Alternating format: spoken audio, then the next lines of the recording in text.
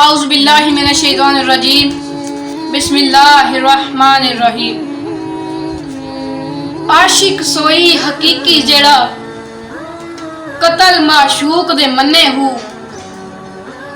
عشق نہ چھوڑے مکھ نہ موڑے، توڑے سے تلواراں کھنے ہو، جت ول ویکھے راز ماہی دے، لگے او سی بننے ہو، سچا عشق حسین علی دا باہو، سر دیوے راز نہ بننے ہو۔ تاریخ اسلام میں واقعہ کربلا سے اندوناک کوئی واقعہ رونما نہیں ہوا۔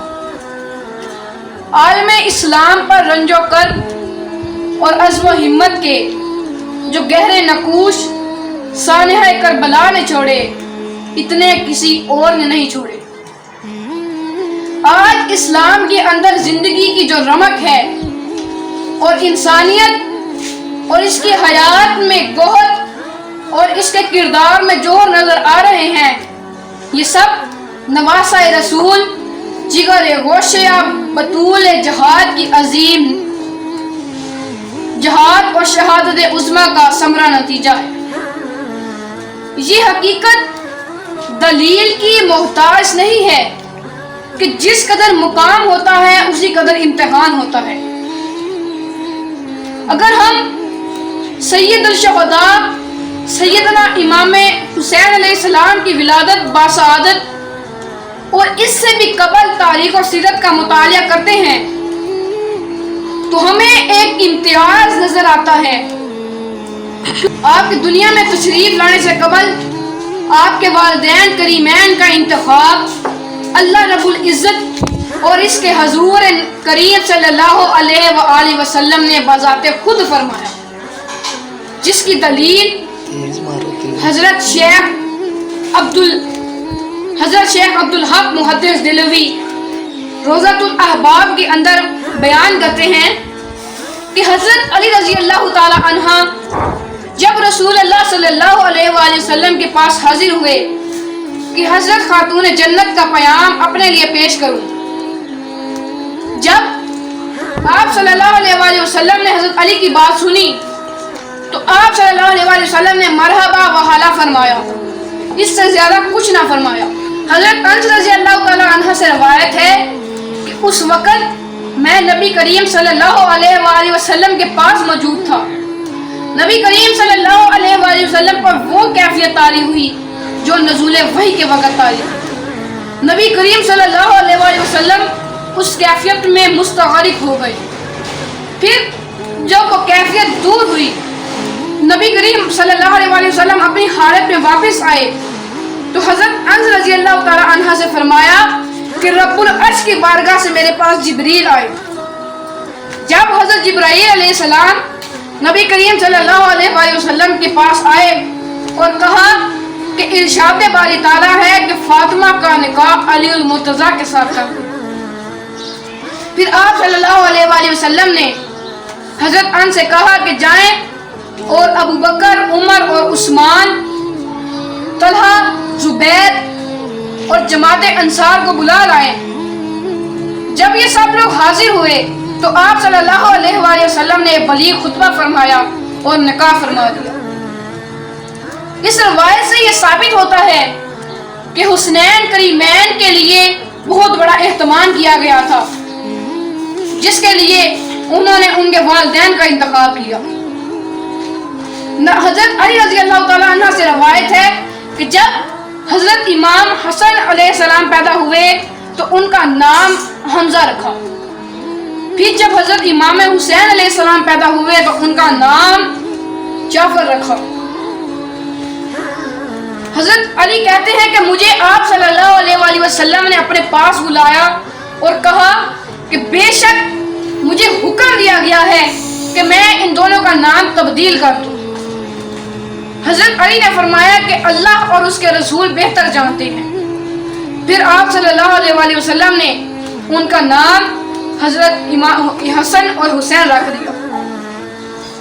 حضرت حسنین کریمین وہ مبارک ہستیاں ہیں جن کے نام تک بارگاہ الہی سے عطا کرتا ہے، جن کے والدین کے رشتے بارگاہ الہی سے عطا کردہ ہوں، ان کے گفتار، ان کے منشور، ان کی رفتار اور ان کے دستور کا عالم کیا ہوگا۔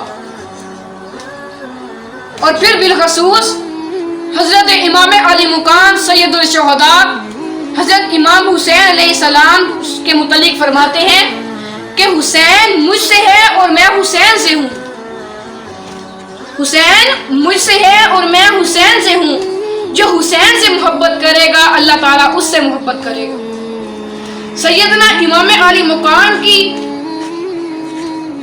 ولادت باسعادت کے لیے جس قدر اہتمام کیا گیا اور پھر جس قدر نوازا گیا، اسی قدر ان سے آزمائش بھی لی گئی۔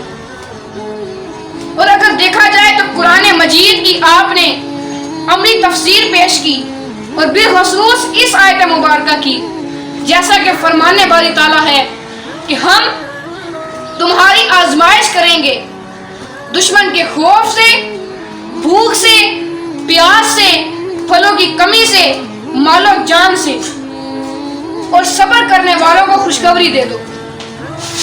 اور مزید فرمایا ان میں سے اپنے رب کی طرف سے نوازشیں، صلوات اور رحمتیں ہیں، اور یہی لوگ ہدایت یافتہ ہیں۔ آپ کی ذات گرامی نے ان آیات کا عملی نمونہ پیش کیا۔ آپ نے عظیم قربانی کا عملی اظہار میدان کربلا میں یزید کے باطل کردار کے سامنے برسرے پیکار ہو کر کیا، جس کی طرف قرآن مجید کا واضح اشارہ ہے۔ ہم نے ایک بڑا ذبیحہ اس کے فدیے میں دے کر اسے بچا لیا۔ یہ اس وقت فرمایا جب حضرت اسماعیل علیہ السلام کو حضرت ابراہیم علیہ السلام کی چھری سے بچا کر نیچے دمبا بچھایا گیا۔ تو دمبا تو مقابلے میں بڑا ذبیحہ نہیں ہو سکتا۔ در حقیقت یہ اشارہ بھی آپ ہی کی ذات گرامی کی طرف تھا، جس کی بدولت آپ نے اتنی بڑی قربانی پیش کی۔ اس کی مثال ملنا ناممکن ہے۔ آیات اور حدیث مبارکہ کو عملی جامعہ پہنانے کے لیے سید الشہداء عراق کی طرف روانہ ہوئے۔ حافظ عماد الدین ابن کثیر دمشق لکھتے ہیں کہ اہل عراق نے آپ علیہ السلام کو اپنے ہاں آنے کی دعوت دی۔ بس آپ علیہ السلام اپنے اہل بیت اور 60 کوفی اشخاص کے ساتھ روانہ ہو گئے۔ 19ویں منزل نینیوہ، جہاں پر آپ کے قافلے کا محاصرہ کیا گیا۔ آپ علیہ السلام نے پوچھا کہ یہ کون سی جگہ ہے؟ جواب دیا گیا کہ اس جگہ کو کربلا کہتے ہیں۔ آپ نے کہا کہ یہی وہ جگہ ہے جہاں ہم نے ٹھہرنا ہے اور ہمارے خون بہائے جانے ہیں۔ یہی جگہ ہمارے قبروں کے لیے ہے، اور اسی کے بارے میں میرے نانا جان رسول اللہ صلی اللہ علیہ وآلہ وسلم نے خبر دی تھی۔ اس وقت امام علی مقام کے ساتھ 45 انفس قدسیہ شریک تھے، جن میں سے 8 اصحاب رسول تھے، 19 تابعین کرام تھے، 6 قرآن اور حفاظ کرام تھے، 10 علماء کرام تھے، اور 10 اور انفس قدسیہ شریک تھے، جو کہ بنو ہاشم یعنی خاندان عالیہ سے ہی تھے، جنہوں نے اپنی حضرت امام حسین کے ایک اشارے پر اپنی جانوں کے نذرانے پیش کر کے دنیا و آخرت میں کامیابیوں کا احساس حاصل کیا۔ سید الشہداء سیدنا امام حسین علیہ السلام نے 10 محرم الحرام بروز جمعۃ المبارک 61 ہجری کو بوقت نماز عصر 56 سال 5 ماہ اور 5 دن کی عمر میں اپنے خالق و مالک اور اپنے نانا جان کے دین متین کی آبیاری کر کے اسے پایا تکمیل تک پہنچا کر سید الشہداء کا خطاب پایا اور شہادت عظمیٰ کا مرتبہ پایا۔ اللہ تعالی ہمیں حضرت امام حسین علیہ السلام کے نقش قدم پر چلنے کی توفیق عطا فرمائے۔ آمین۔